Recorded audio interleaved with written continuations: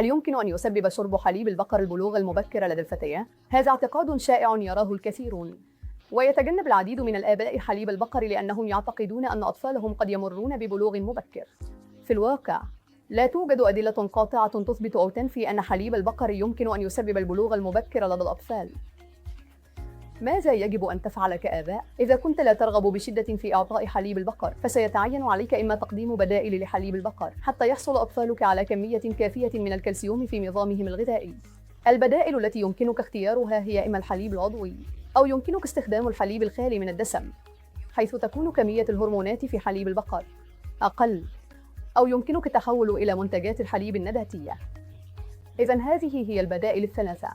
عندما تستخدم منتجات الحليب النباتية، يجب أن تختار الحليب المدعم حتى يحصل الأطفال على كمية كافية من الكالسيوم. لماذا نشعر بالقلق عندما تتجنب حليب البقر لأطفالك؟ لأن حليب البقر يوفر الكثير من الكالسيوم للأطفال الذين ينمون. الأطفال الذين ينمون يحتاجون إلى ما لا يقل عن 500 ملغ من الكالسيوم يومياً. لذلك إذا تجنبت حليب البقر ولم تقدم هذه البدائل، فقد تتأثر صحة عظام أطفالك.